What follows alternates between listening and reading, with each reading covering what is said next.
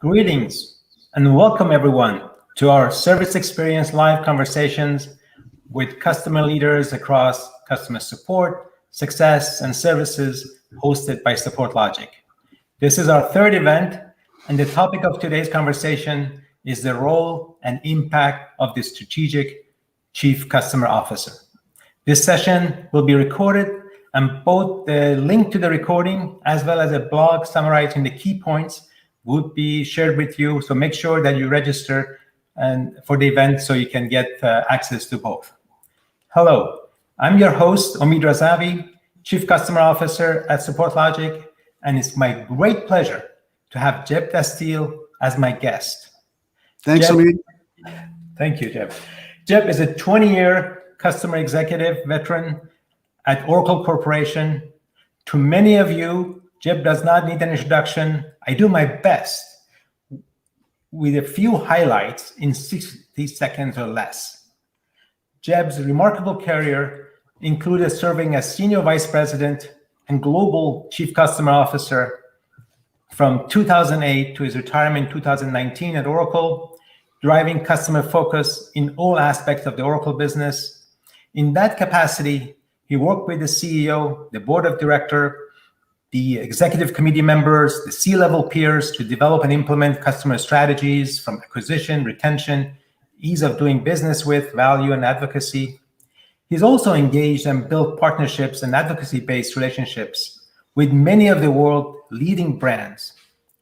Jeb published a book, Competing for Customers. I'm fortunate to have an autographed signed copy of this. Why delivering business outcome is critical in the customer-first revolution. Jeb writes articles and posts blogs on customer centricity and success. Make sure you check out his website at Dasteel Consulting. He currently advises CEOs and CCOs, helping organizations develop and refine their customer strategies. Hello, Jeb. Welcome. Hey, Omid. Thanks for having me. I really appreciate it. It's going to be fun. How are you today? Doing well. Doing great. Fantastic. Very good. So let's go right into the point. Tell us about your experience as it relates to the Chief Customer Officer role. So it was interesting. When I first, I'd been at, as you said, I'd been at Oracle for 21 plus years, and the last 12, I think, if my math is right, was as Chief Customer Officer. And that started in 2008. When I started in 2008 as CCO, I actually did not know a single other CCO, period. So it was really kind of up to myself and my team to figure it out, figure out what we wanted to do, take what we had and how to sort of perfect that or improve it and build around it. And I have to say that, we kind of started with feedback and customer references, if I remember correctly. And what we did really in the subsequent 12 years kind of incrementally was to expand that to feedback and response to feedback, to customer engagement programs, change management, value realization, and just generally also, maybe most importantly, coming up with a more proactive and more targeted approach to brand advocacy, which I'm sure we'll talk about. Fantastic. In your book, you devoted a chapter titled Listen. And why is it important for customer success to listen to the customer? I think that the North Star for pretty much any business should be customer sentiment. And I think that, and I don't think we are lacking any ways to collect feedback these days. Maybe I felt that way. I certainly actually felt that way back in 2008. But today, I think we almost have the opposite problem. I think we have so much input from customers in different ways, whether it be the more traditional approaches that have been along for decades or more from social media, that it kind of becomes a lot of noise without actionability, if that's a word even. So I really think the challenge today is to take that feedback across different channels, maybe do less of it and do more feedback that's really specifically targeted and relevant, and really apply some interesting, analytics and reporting and storytelling. Storytelling to me is probably the single most important thing that we could do. And I kind of turned the corner with my team at Oracle during that 12-year period probably halfway into it, feeling like, you know what, we've got enough feedback now. What we really ought to do is figure out if there's some improvements to be made, or if there's some additional feedback we can get via social media and different platforms that are social media like. Great. But the point was to take a kind of a right-hand turn from where we were to the point that we could really take the feedback that we've got and make it more helpful and more targeted for very specific segments or slices of the organization, and in part do it through storytelling to make it compelling and interesting and actionable.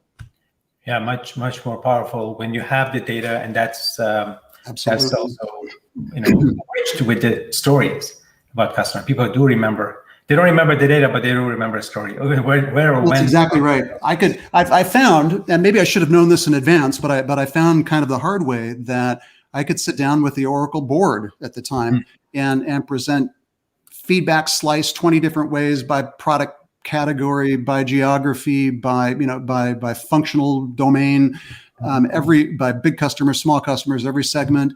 And ultimately, eyes would roll toward the back of their heads, and I'd lose them. But if I could tell one, and all that data might have been perfect, might have been absolutely perfect. But to me, what I came to the realization of was that if you have one or two great stories, particularly with, if you look at the board of directors, say there are certain customers that they know. So if I could put together a story and weave it around and be specific to a customer that board members know or feel like they could relate to, that can drive change. That can drive change so much better than just the data displayed, every imaginable way.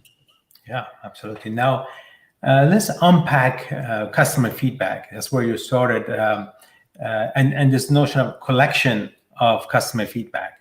At Oracle, when you have hundreds of thousands of customers, right? They have with varying spend and different products.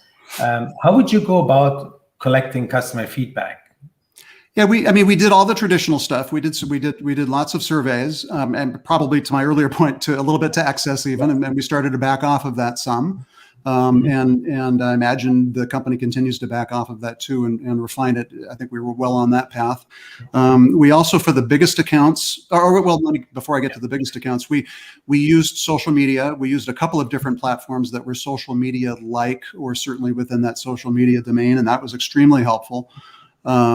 We certainly used sort of that peer-to-peer kind of feedback like you get from Trust Radius and G2, and there are a couple of other players in that space that are terrific. And then for the big accounts, for the really big accounts, we call them strategic accounts.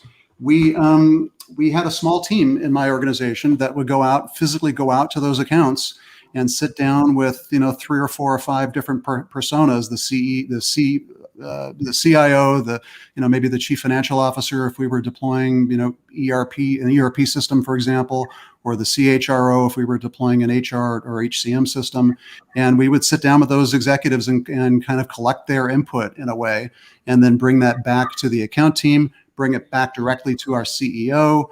That was hugely impactful. In fact, the other thing that we did was we kind of ran through a transformation process where, as I said, we started in 2008 with a pretty lively, robust references program, and what we did over time was basically convert those reference managers all around the world into engagement managers, and those engagement managers around the world, organized by geography and by customer segment both, would be our ears, would be our eyes and ears, and that was an extremely helpful, impactful kind of channel for feedback for us as well.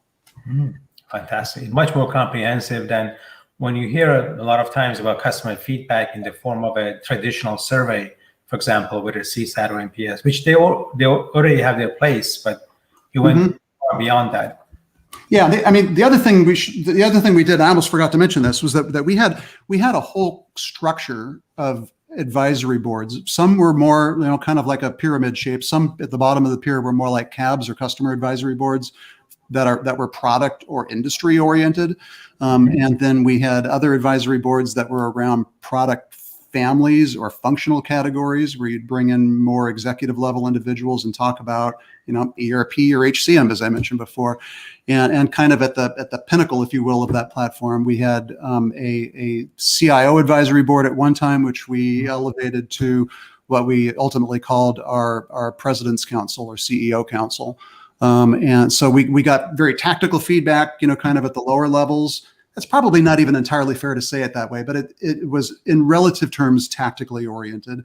And then as you kind of worked your way up that pyramid and organized more senior level executives to sit down with us, it was very strategic. In fact, we had pretty militant rules even in these meetings about the kind of feedback we were looking for and the kind of dialogue that we wanted. And that maybe was the best source for storytelling that we had, were those different level advisory boards or councils or cabs. And then we were able to sort of supplement those stories or enrich those stories, is probably more accurate, with the data that we got from transactional and relationship type surveys. When you get all that data, did you actually apply? I know it wasn't that far ago, but that long ago, but obviously AI and machine learning has advanced quite a bit. Did you apply any intelligent methods of actually doing it besides counting, for example, the feedback? Yeah, I mean, we actually used Oracle products. Oracle had some, and obviously continues to have some really advanced data analytics and BI tools that we applied. So yeah, we got better and better at that. That was very helpful, and I've continued with clients with that, since leaving Oracle, and I'm sure Oracle has progressed as well because their tools just get better and better. But absolutely, we did that. Got it. Very good. So amongst our audience, we have many customer support and success leaders that their teams interact with customers, and a lot of times they get customer feedback directly from the customer through their interactions. How important was that at Oracle, and how do you see that actually evolving as another source of input? That was really important. I don't think we did the best job in the world on that looking backward, but what we tried to do is set up a really simple mechanism, whether you were a support person, a support engineer, or a support rep, or a key account director, or a rep for one particular product. If you had feedback, or services, if you have feedback that you took in from a customer, what we wanted to do and we tried to do was have a really simple channel that you could, where you could deposit that. It was definitely, I was going to say probably imperfect. It was definitely imperfect. But what did work well is over time, as more people around the company got to know that we had these engagement managers populated around the world, and that pretty much anybody on my team and myself as well were available, and part of our job, all of us, was to collect feedback. That became a really helpful channel. It became a helpful channel in terms of employee engagement, and it became a helpful channel in terms of customer engagement. And I'm sure you're in your experience, Omid, with being a chief customer officer as well, I think you would corroborate this, that it's pretty much employee experience equals customer experience. I mean, they mirror each other pretty significantly. So the more employee specific feedback to a specific account, or even a whole sort of group of accounts we got, was really helpful and really important. That is so true. Not only amongst my employees, people, my team at our company, but also I work with a lot of customer success and support leaders who are my customers. And it is very important for them that they have support engineers and customer service agents that are engaged, that they are they're satisfied, and they have a career track that is meaningful for them, especially in this post-COVID era, that where a lot of things have changed, and the rank and file have options that probably did not have before. If you had to go back to the office, that was only a few kilometers from your home, not work for any company around the world. No, that makes total sense to me. And in fact, I mean, I used to think that every CCO's best friend, if you had to pick one, should be, if you look across their peers, should be the person who runs sales. But I've kind of either I'll take the easy way out and say, well, maybe there's two best friends, or if I really had to pick one best friend, I'd even say it's the CHRO, it's the head of HR, because just because of that whole notion, and it's much more than a notion, that customer engagement is so distinctly driven by employee engagement. Yes, very true. Now, I know a lot of support engineers, especially again during this era of COVID, they're working overtime. They're really dedicating themselves to customer success, making sure that they resolve customer issues. And a lot of conversation happens between them and their customers. Yeah. That they wish perhaps that that C-level executives actually were knew about those conversations, or had a channel to actually make that information available from the field, if you will, in real time. What are your thoughts on that? Having ears to the ground for a C-level executive. No, I think that's huge. In fact, if I were to have given the perfect answer about different channels for feedback or different modes or tools, see, I keep remembering things that I forgot 20 minutes ago or 10 minutes ago. I would also have included that we had at Oracle a pretty robust, very robust, really, executive sponsorship and executive engagement program, and that's kind of in a way the corollary to employee engagement being so important. The idea was twofold to get, or maybe multifold. The idea was to get the entire executive team very actively engaged with customers, and in a way that doesn't deny the need for transactional engagement, getting involved in deals, but also emphasizes that there's a need to build relationships. So if we have an important customer with the particular persona of chief financial officer, we'd be likely to put our top accountant or our chief financial officer or our chief accounting officer was a great executive sponsor as well. And we would have those executive sponsors in place to really help nurture the long-term nature of the relationship, well beyond just the normal sort of pattern of interaction and transactions.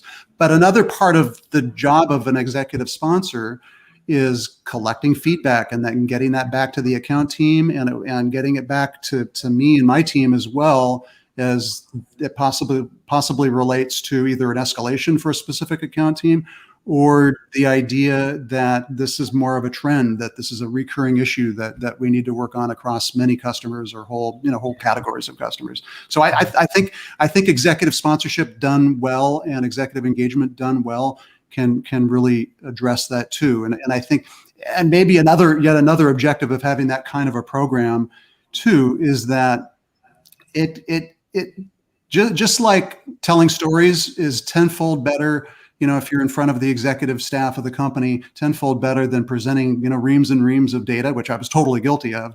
I would say it's also so much better for an executive to be in front of a customer and hear what's going on with customers directly and hear how that differs by geography or whatever segmentation you choose. That is so much better than just sort of a sanitized, look at a bunch of data. And I just think it inherently makes our executives, more attuned to the customer in general. Yes, very much.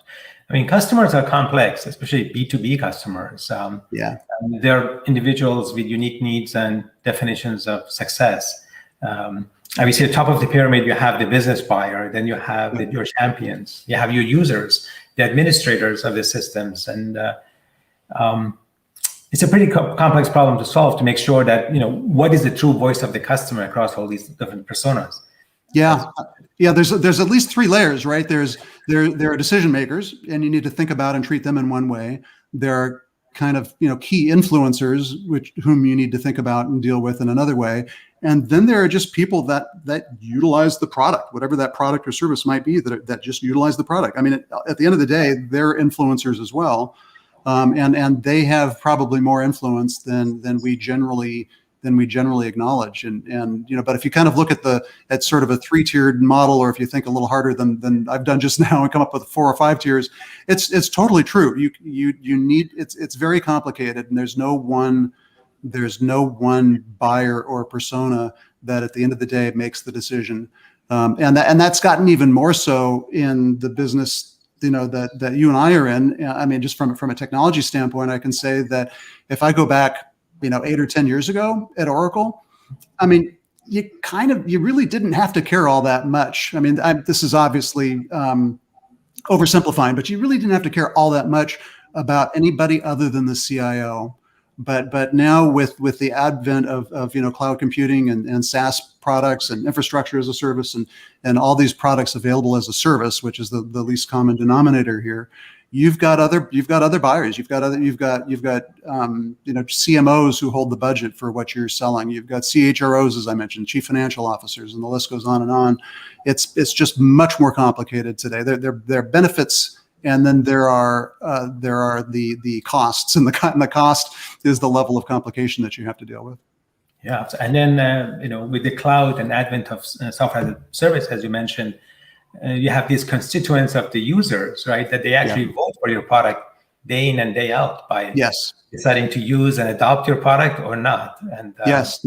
No, that's exactly right. And that takes you back to what we were talking about a few minutes ago, and that is sort of social media or social media like platforms where there are certain individuals within customer organizations, and there are large members of these individuals who will be looking on particular social media or media-like platforms to get input from their peers, and that will drive decisions obviously far more heavily than that sort of thing would have even 4 or 5 years ago, for sure. Got it.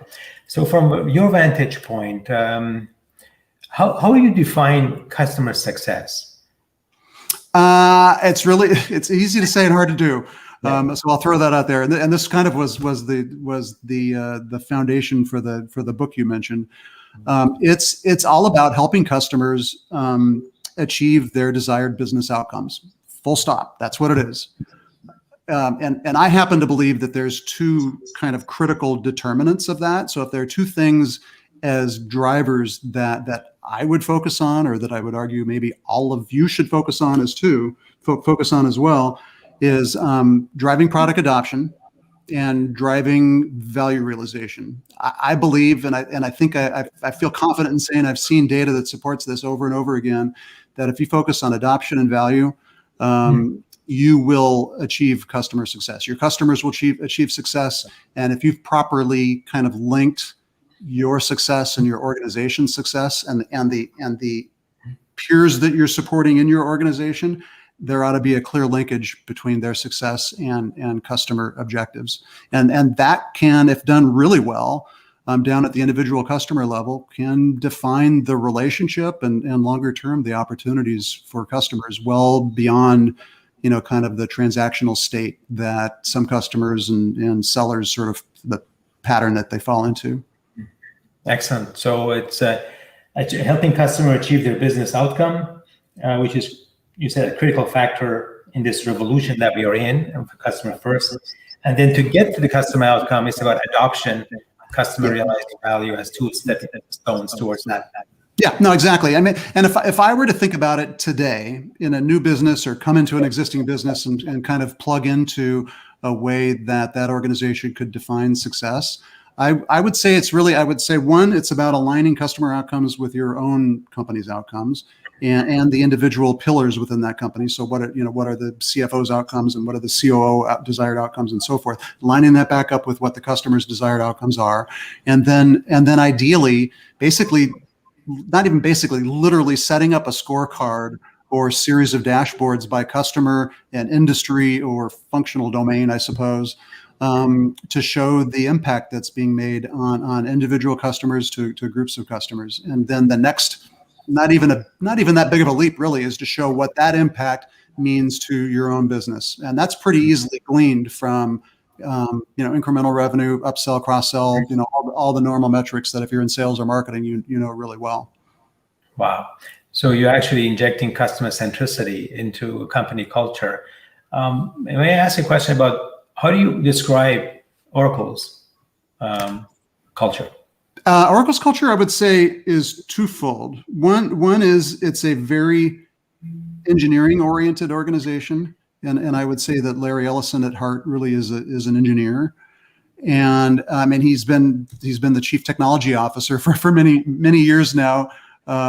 Chairman and chief technology officer now. But the other characteristic is sales. It's a very sales-oriented organization, and none of those are bad things. In fact, I've said many times, I've kind of backed off a little bit about how aggressively I've said this, but I've said many times that I think it's hard to change the culture of an organization. And I think a chief customer officer going into a new job with a new company, thinking, even if the CEO, even if his or her, boss is saying, "Hey, I want you to change the culture," that's a tough road to hoe. That really is. It's so much, and there, I'm sure, are exceptions where that's not that difficult to do. It's probably the case with smaller organizations, maybe startups, up to some point before they hit some level of scale. But I think in any event, it is so much better to think about the cultural traits of the organization. Some organizations are just naturally, inherently very customer oriented. Pretty easy job then. As long as you get more specific about what that means and how to create customer outcomes out of that, that's great. Otherwise, it's just a lot of talk and, hyperbole and nothing all that actionable. But I do think that you can, with any organization, think about what are the cultural traits, like with Oracle, very engineering oriented, very sales oriented, in any event, a very aggressive and competitive team. I don't think those are bad traits. Some people might argue with me, but I've never thought that those are bad traits.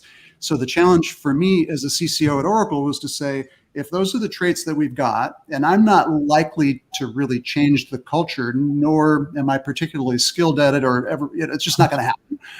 How do I take advantage? How do I seize those traits and deploy them, if you will, in a way that really helps drive change and helps to develop that next level of customer centricity?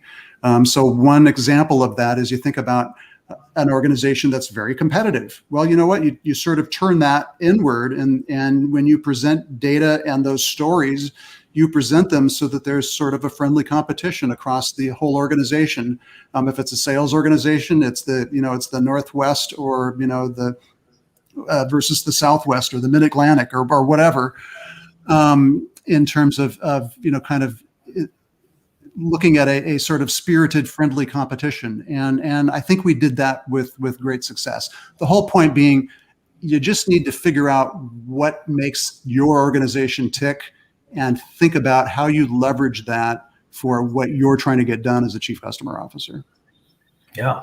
You mentioned something that I think is very important. There's a lot been talked about changing company culture. But from what I'm hearing from you, it's really, keeping the company culture, but also bringing customer centricity as another pillar of the company culture. If I understand correctly, for example, the many companies that, they're proud of the product, they're proud of the way product engineer. And that's a differentiator of a very hyper-competitive environment. So products that are innovative and are built and engineered so customers can trust are the ones that will be succeeding for the long term.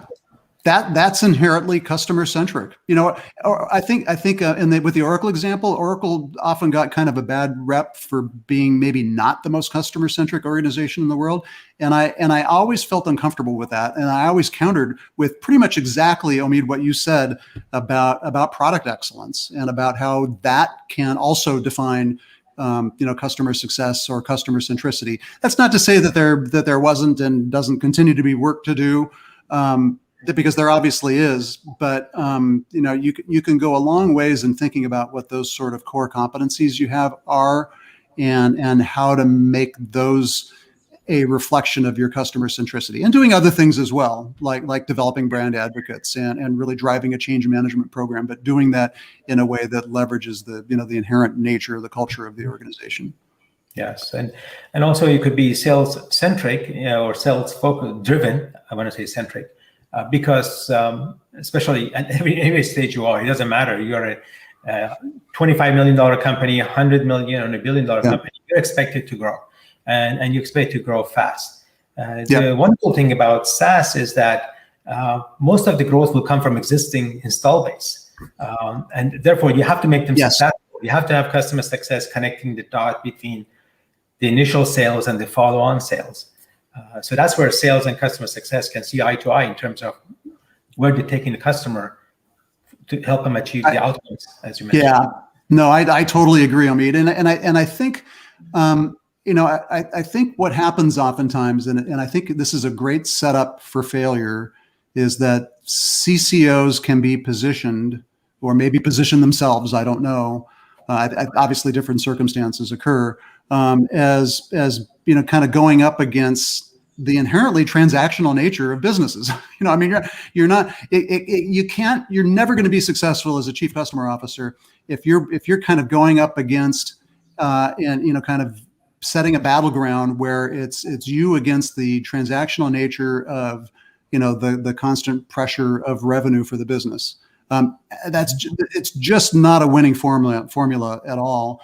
You need to figure out a way to be the sales leader's, maybe second best friend if the first best friend is, or if your first best friend is the CHRO. You need to help sell. You can't just position yourself as somebody who's there to sort of manage process and espouse theories, maybe great theories about customer centricity.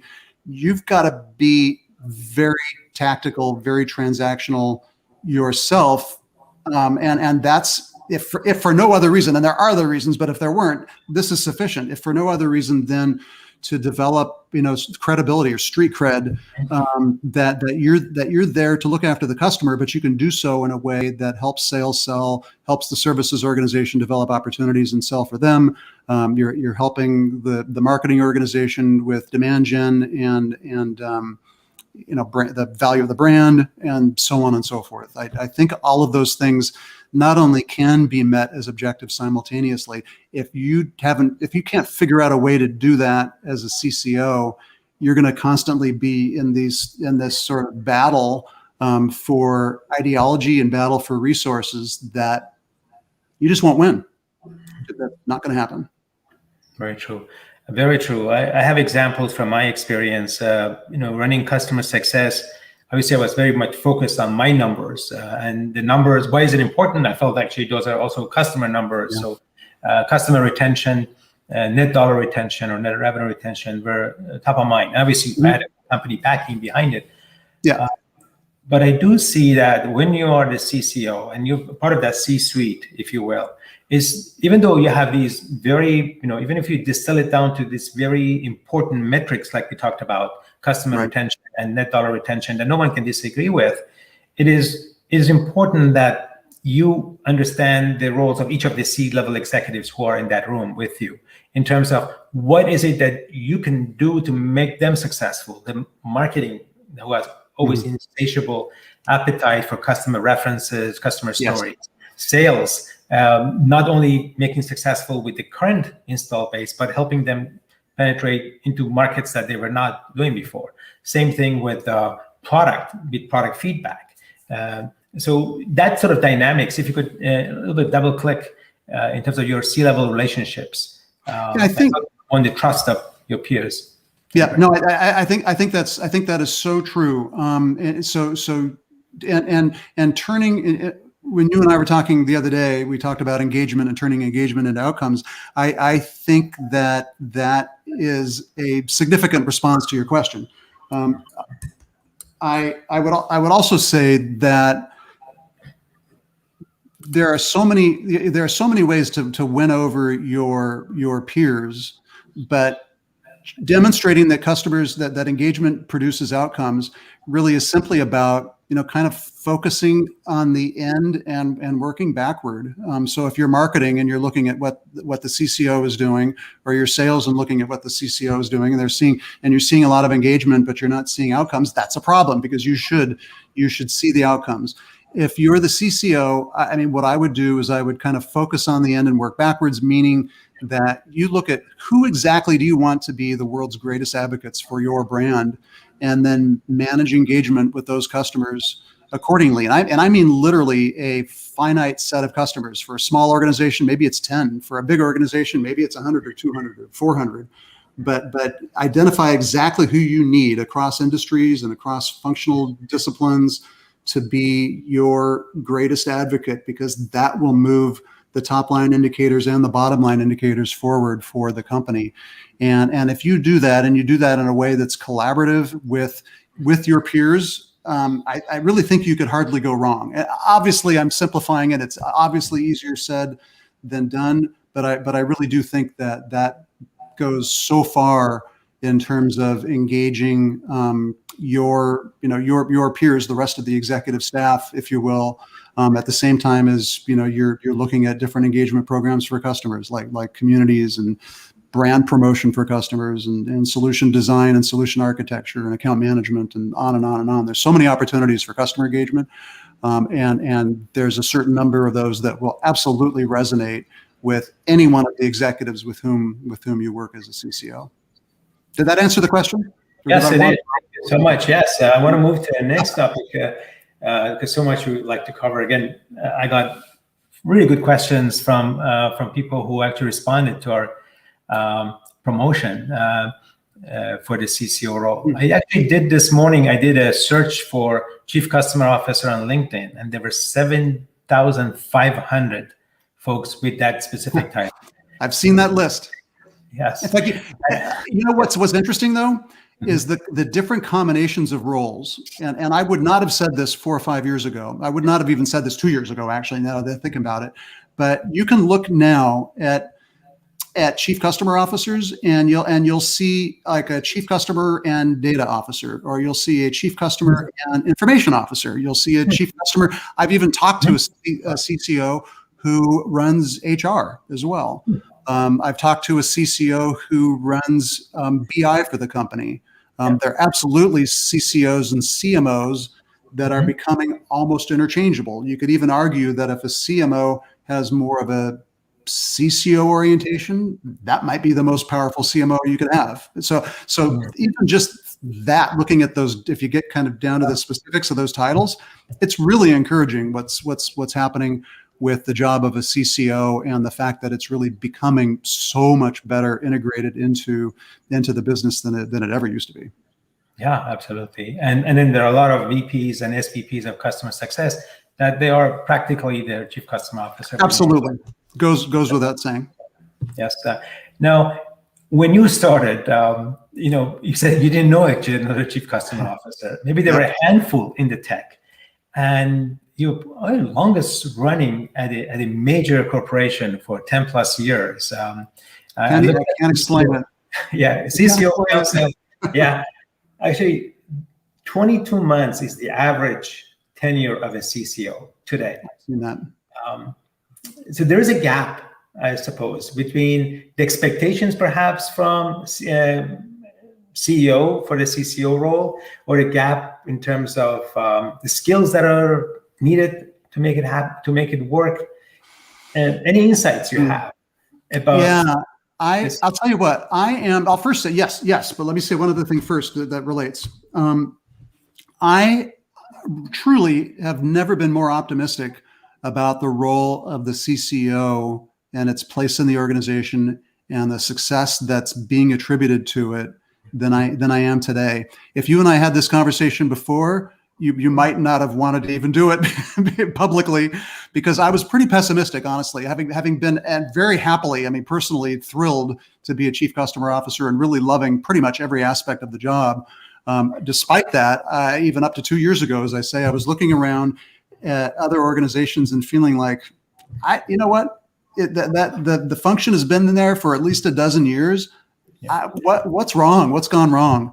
I think even 2 years, there's been a huge transformation, and you can see that. In fact, if you look at that, if you go back to your LinkedIn search and you looked at the tenure of those CCOs, the vast majority of them, I bet, I didn't do the math or the analysis, but I bet you they are less than a year.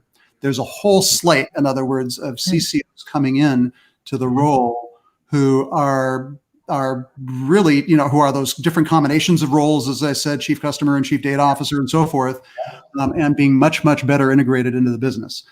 I think, to your point, or to your question, I think the critical success factor of a CCO is built-in credibility, working with their peers. It's really hard to do this job coming in anew. I'm not going to say that it can't happen, because look at all these new CCOs. But if you look at some of the ones that are the most successful, they were the president of a division. They were the top sales individual. They know the business. They have a very pragmatic view and have a balance between maybe a more strategic view now than they had before, now as the CCO than they had before in their previous role, but also have a healthy balance of the tactical or the transactional versus the transformational part of that role. And because there's so much of it, so that's one critical success factor. The other one is that because there's so much needed to be done as part of that transformational role, let's just call it change management to keep the word simple. You really, I think the best CCOs have either been consultants as well, or kind of have that kind of consulting core set of skills in terms of collaboration and facilitation and consensus building and all of that. That's probably the second most important thing that you can come into the job with. To me, the only thing that becomes kind of a deal killer for a new CCO coming in and really trying to be successful is if they see, or their peers see them as being pitted against one another, vying for resources, vying for people, vying for clout, vying for, for whatever we all vie for in our work lives at some point in time or another. It's just not gonna work, which kind of comes back to my point about credibility, or street cred, as I said it. Having that, demonstrating that you can work with your peers and really, and not just enrich the lives of your customers and make them more productive, but you can enrich your peers' part of the business and the business overall. That's really what will make you successful. Excellent. You mentioned that you love every aspect of your job. Which aspect do you like most? That's easy. I thought you were going to ask me that. Now you probably will, so I shouldn't be saying this. I thought you were going to ask which did I like the least, and maybe I should just plead the fifth on that. But what I liked the most, unquestionably, was meeting with customers. What I found, I was basically, I had the role of Chief Customer Officer at Oracle for 12 years, but I was basically doing that job for I would say 10 years before, and being named Chief Customer Officer, and then over time being more recognized, gave more recognition to my organization. My organization gave better recognition to me. It was a very symbiotic sort of thing with the team, and using that to get engaged with customers directly as a CCO, or I'll speak to all the heads of customer success on the call as well. That's by far the most satisfying to me. If I could help sales develop and close a deal, I'm thrilled. If I could help marketing do all the things we talked about before in terms of reputation and increasing the value of the brand, I am so excited. I love doing that. And I don't think I'm unique in that regard. Having that customer interaction was great. And it requires you, in a normal sort of non-pandemic sort of way, to be on planes a lot. But despite the fact that you're on planes a lot, that's very, very gratifying. And I think what it does, back to the point about street cred, is it just earns you the right to do other things that are possibly more strategic.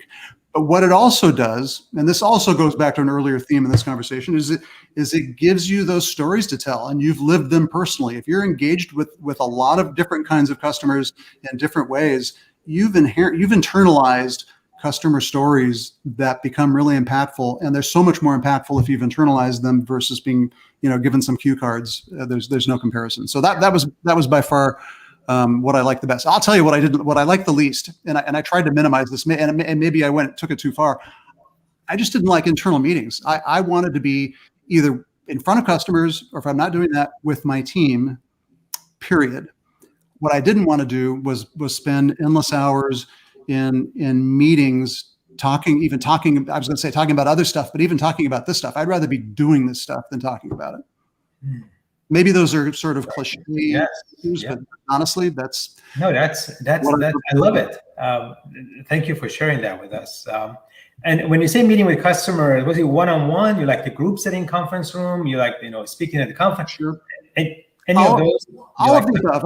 I mean, to me, the best week for me. My wife might tell you something different. If maybe I got home grumbling, being tired, and having spent so much time in airports and planes and hotels. But honestly, the best weeks for me was when I visited 3 or 4 or 5 different customers one-on-one.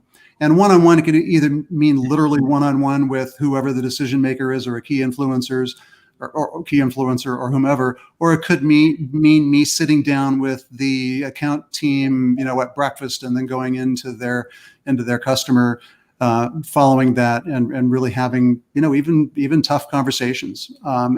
They could be great conversations that are more transaction oriented or deal oriented, or they could be those really painful ones because, maybe we screwed up the works, or maybe we're fixing even somebody else's problem. But those, if you turn those around, actually, by the way, this is a little bit of a digression. Those can be those customer situations that you go from disasters to successes, to realized value, or to actual business outcomes for the customer, can be your greatest advocates. I've seen that time and time again. I'm sure you have too in your job. No, that is really insightful. A customer executive may say, I love all the customer interactions. I just don't like escalations. Take the escalations out of my sight and I'll do really well. I never minded escalations. And maybe the trick is this, very simple trick. Hire somebody really good at managing the nuts and bolts of escalations, and that's their only job. And we had a few different people in that role, but we managed to have great people in that role. And any kind of escalation that kind of hit the level of executive committee level or above, including chairman, vice chairman, and so forth, CEOs, those all went through this one individual, and his job was to orchestrate across the organization resolution. And if you're recognized across the organization as a fixer in that way, it's amazing what you can get done, because people know who you are, know how important the job is, and know that when you have an escalation you need to have worked in support, or you have an escalation that needs to be worked by even one of the back office functions like legal or accounting, accounts payable, whatever, that you get their attention. I would be involved in those, and some of those would ultimately be assigned to me. But if you can get somebody to take on that job, and that's a kind of job that either people love or hate, and there aren't that many people that love it, you can really do wonders. And then being engaged a lot in executive escalations is great. But I can see how it's hard if you're dealing with kind of the nuts and bolts of it at the same time as really trying to solve thorny problems at a more strategic level. Yeah. And typically the outcome of those escalated accounts, was it on the average better than other customers? Just because when they went through that period with you, they get to appreciate what you were doing above and beyond, and you get to know them about their business in ways that was not possible if they had not raised their hand and been sure. Yeah, totally, absolutely. In fact, I've been engaged with organizations who are maybe not that great at proactively being really customer centric and really driving the right sort of messaging and driving the right sort of behaviors and processes and doing all the things that we've talked about here today. But what they're really good at and what makes them really customer centric is that they react really well. I mean, that can be very customer centric, and you can get, and if you get a customer out of the ditch where their business is really impacted, it goes back to to business outcomes. This is exactly why, in part at least, why it's all about outcomes. If you can get them back to the point where they're realizing customer outcomes, they will be your strongest advocate. I mean, there are obviously some exceptions, but as a general rule, those will be your greatest advocates.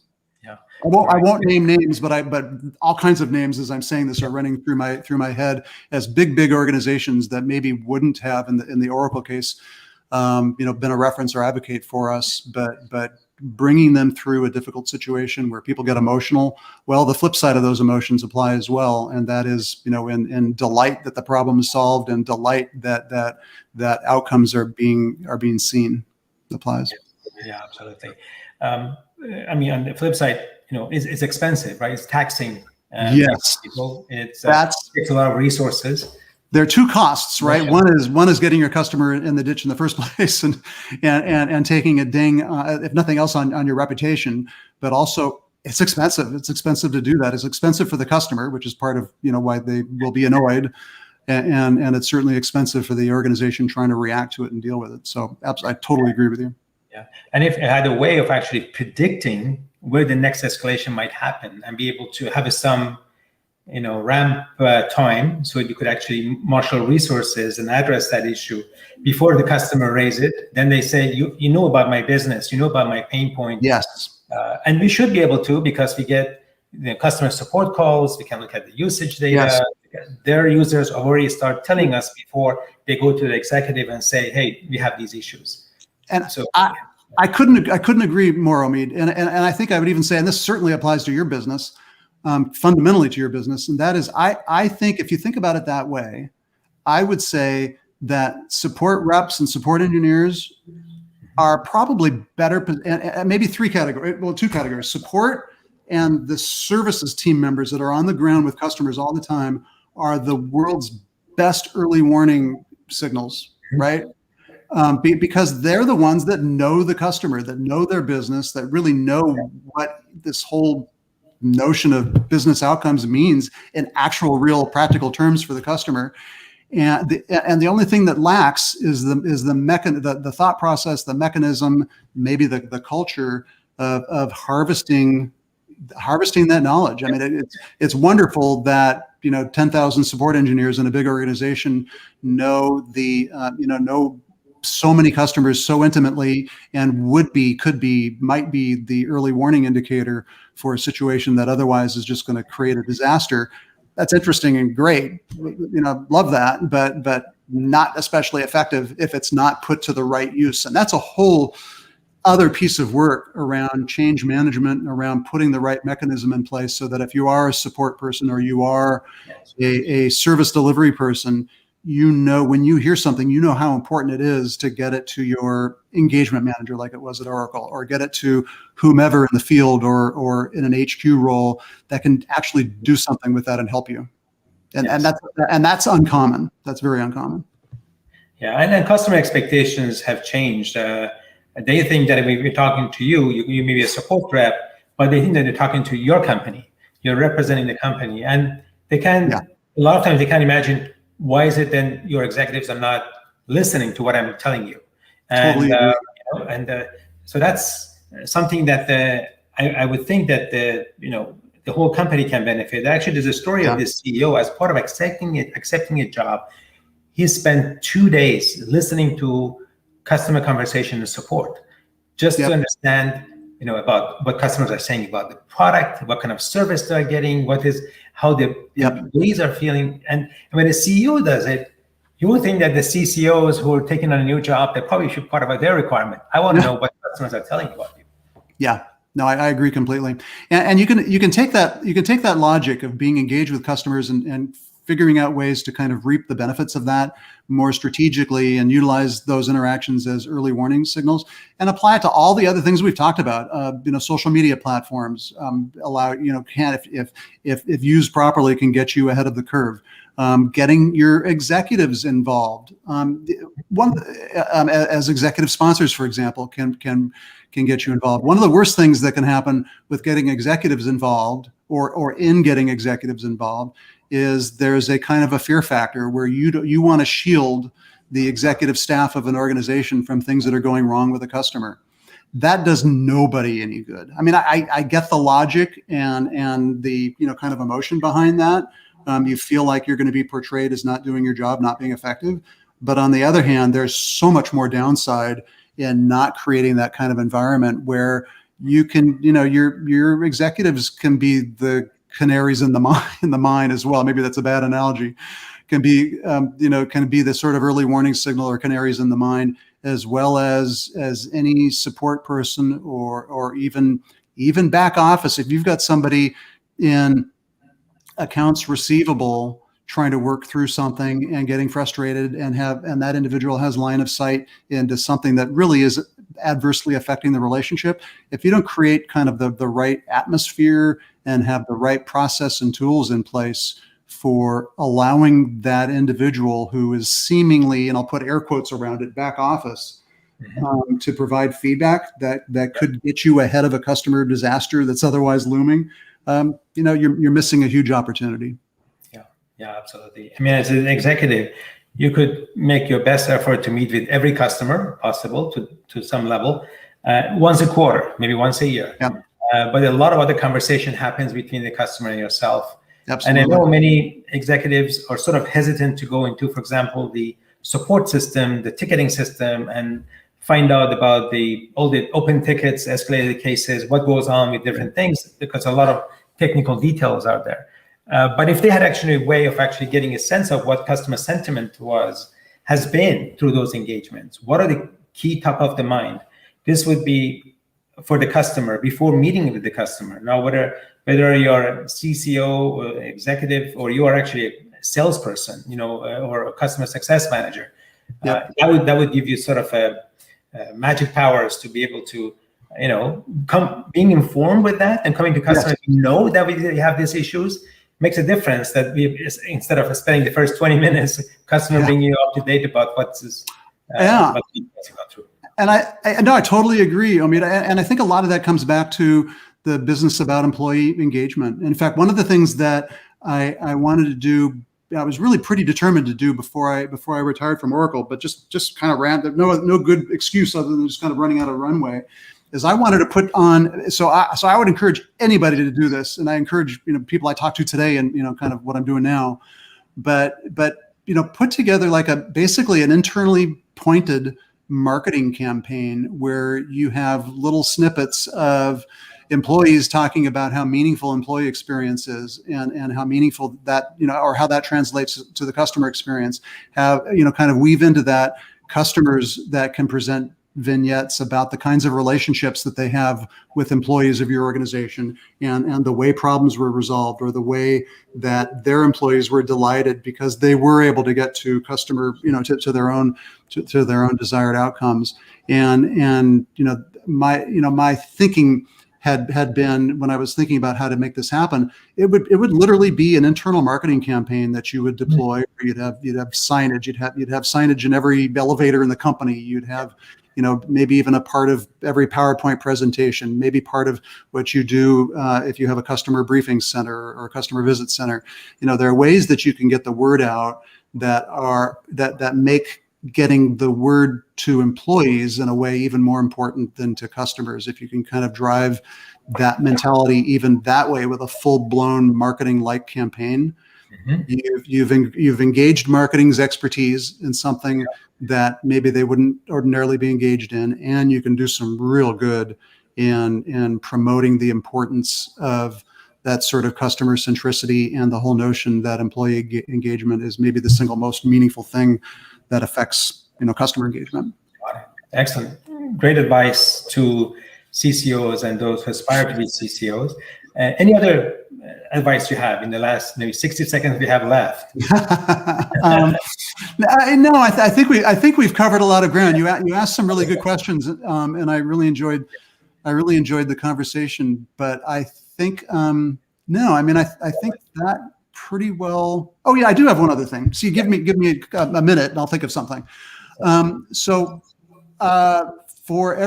think every customer strategy for any organization has to some degree, and this is all about the kind of, better integrating the CCO or the head of customer success or whomever into the rest of the company. If you think about what the customer strategy is for the organization, if you take into account consistently, things like customer acquisition, customer retention, customer engagement, customer, value realization, customer adoption, customer brand advocacy. I'm probably missing customer ease of doing business, I think, is another one. That's either 6 or 7 things that I just rattled off.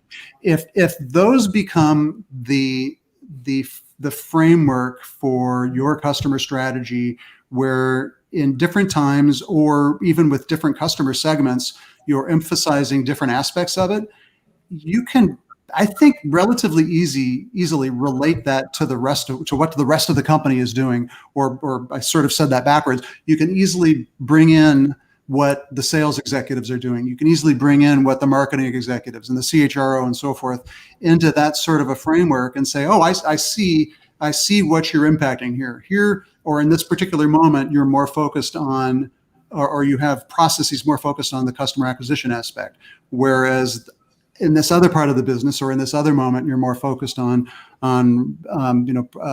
product adoption and retention.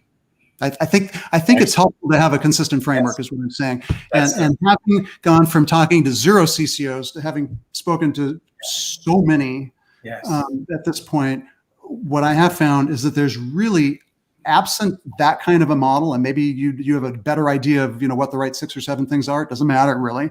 What is important is that at some point, I think CCOs should feel like they've got one consistent model that they can follow. Because if you're a CFO and you're going into a new job, you kind of know what's expected, right? If you're a CHRO, you kind of know what's expected. You may have different ideas or different tools to bring to the table or in your toolbox, but it's generally understood. If you're a CCO, you need that. You need a consistent way to think about what you're focusing on and how to continuously shift priorities, because the business will require that. Excellent. Thank you so much, Jeb, for this conversation. You're welcome, Omid. Thank you for having me. Absolutely. And for everything you do for the customer success, customer-facing community. I encourage everyone to check out Jeb's website on Dasteel Consulting. And thank you, everyone, for attending this event, and have a great rest of the day. Goodbye. Bye-bye.